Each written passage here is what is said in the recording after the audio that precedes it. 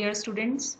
In our previous lectures, we have studied various applications of surface tension in our daily life. In today's lecture, we will continue with the topic of surface energy. We very well know, due to surface tension, the surface of liquids tend to acquire the minimum possible surface area. And for the same reason, we know the shapes of drops of a liquids are spherical. The reason being, for a given volume, the sphere is having minimum possible surface area.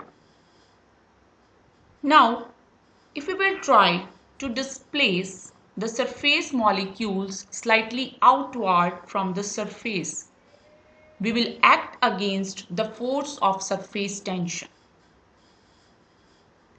So we can take surface tension as equivalent to the energy required to displace the surface layer of the molecules per unit area.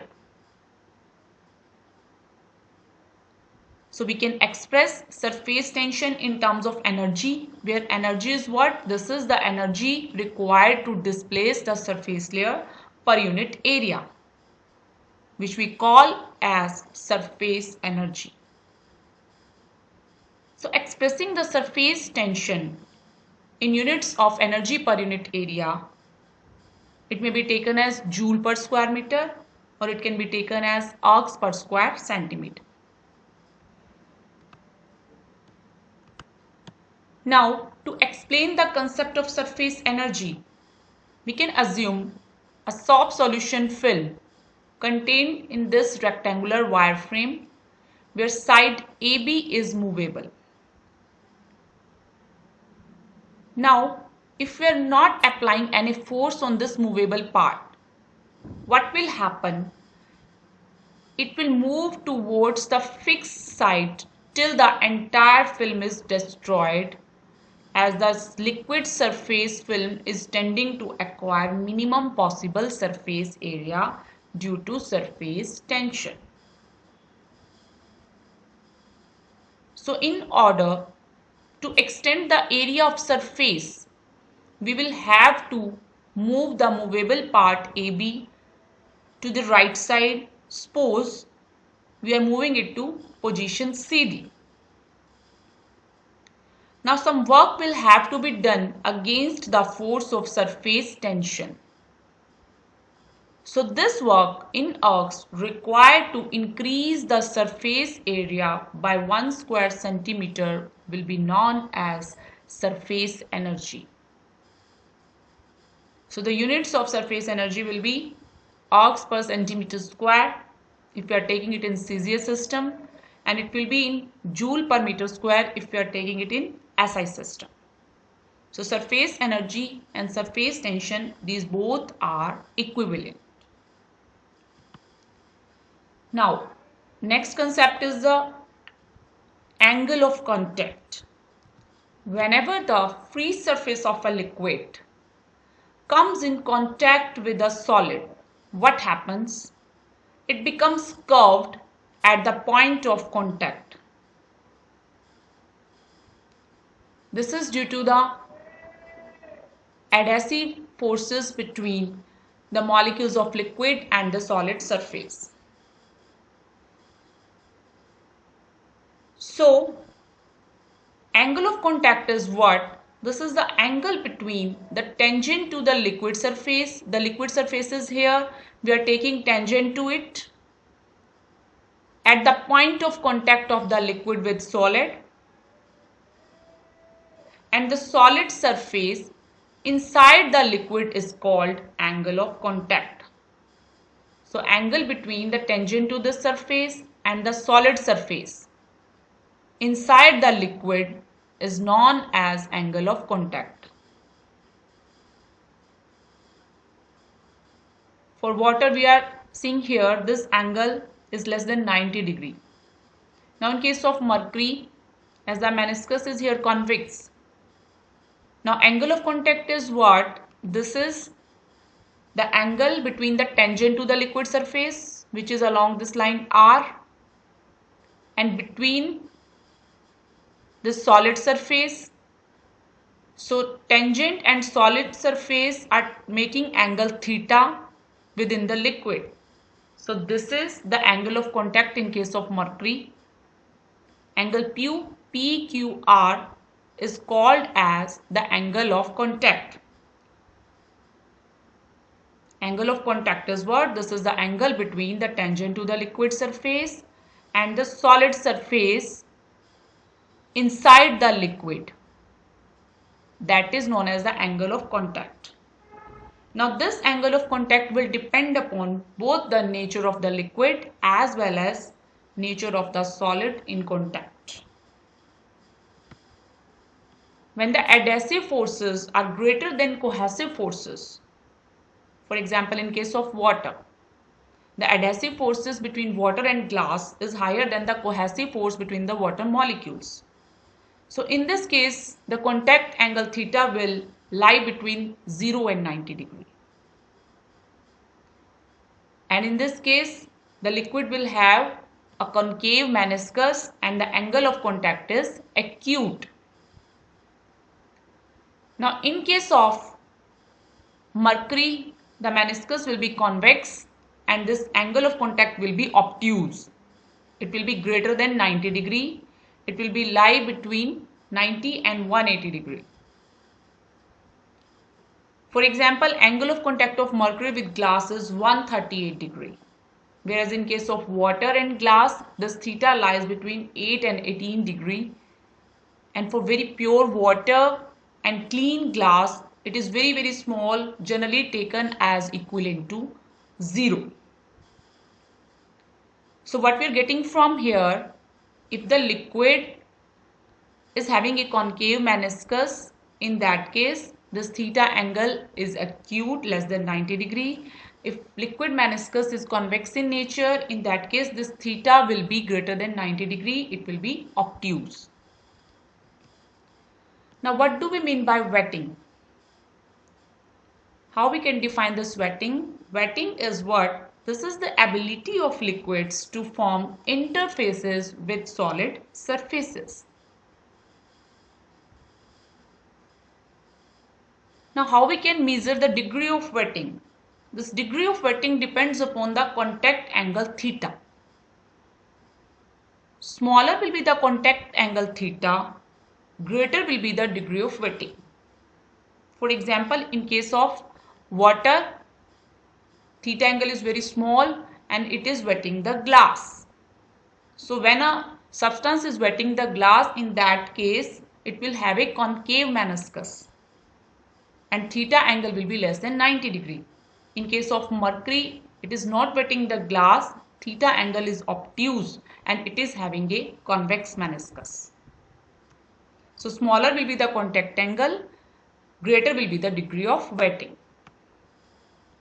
Now what do we mean by interfacial tension? We very well know the surface tension is a property of liquid in contact with gas phase, which is generally air. Now interfacial tension is what? This is also the surface tension along the interface of any two phases. It may be liquid-liquid, liquid-solid or solid-air. It's not necessary that only liquid with air. When the liquid is in contact with the air, we call it as surface tension. Now for different type of interfaces like liquid-liquid, liquid-solid, solid-air, the surface tension acting along the interface will be known as interfacial tension. Suppose there are two immiscible or partially miscible liquids are taken in a vessel. Then the surface tension will act along their surface of separation along the interface, and that will be known as interfacial tension. Now what will happen? The molecules at the boundary between the two layers will experience an unbalanced force of attraction, as there is attraction from both of the sides across the boundary. Now the unbalanced force acting along the surface of each liquid will be partially compensated by the force of mutual attraction between the two liquids.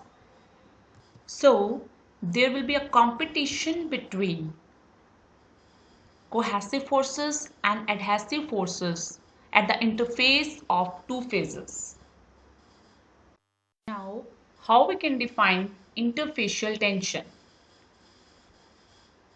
If we draw an imaginary line in the interface, then the force acting per unit length perpendicular to the imaginary line will be known as interfacial tension. When the interaction between two liquids is not too strong, then the interfacial tension will be nearly equal to the difference in their surface tensions. For example, gamma AB, that is the interfacial tension, will be equal to gamma A minus gamma B. If we take surface tension of water and benzene as 72.8 and 28.9 dyne per centimeter, then the interface of water and benzene, the interfacial tension will be nearly equal to the difference of two values, and that is equal to 42.8 dyne per centimeter. Now next is the surface active agents. What do we mean by surface active agents? How we can define them? These are the substances which when dissolved in a liquid, they will lower the surface tension of that liquid. Such type of substances are known as surface active agents. For example, soaps, organic compounds like methyl alcohol, acetone, etc. We very well discussed the action of soaps in cleaning the clothes. Now how they are helping in decreasing the interfacial tension here. The soaps are molecules having long hydrophobic chains and polar heads in their molecular structure. So what happens, these polar heads are directed towards the water, and these long hydrophobic chains, they are directed towards the greasy stains.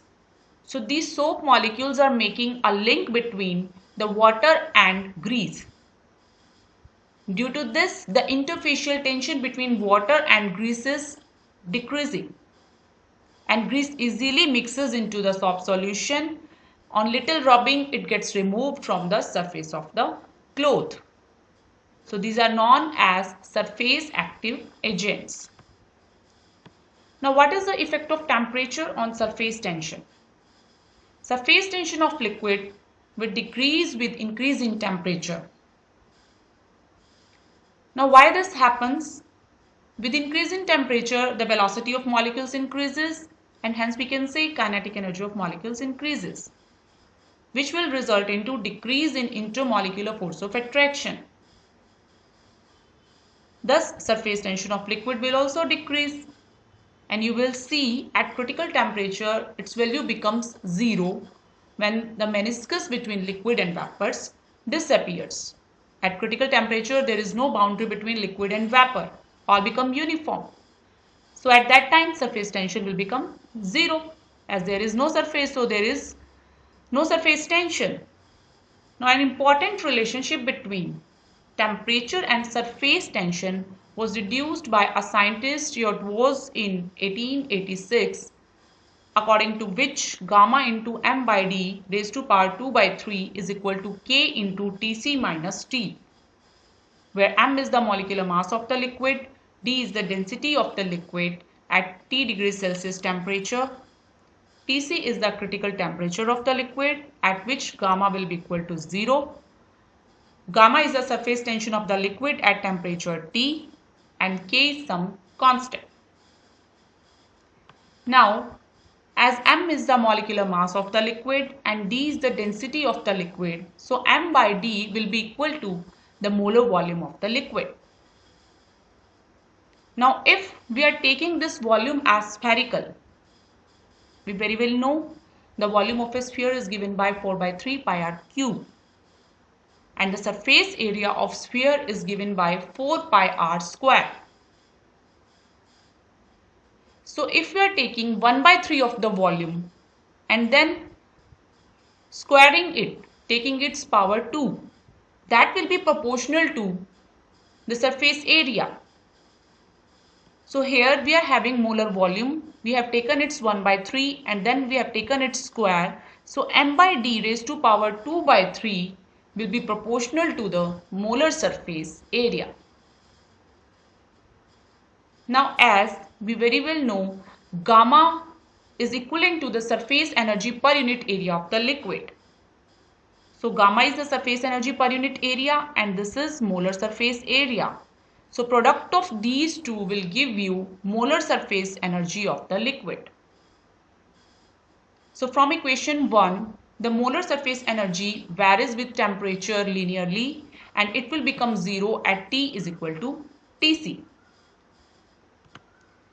Now to scientists named Ramsay and Shields, they found that this molar surface energy is not 0 at T is equal to Tc, but it is actually 0 at T is equal to Tc minus 6.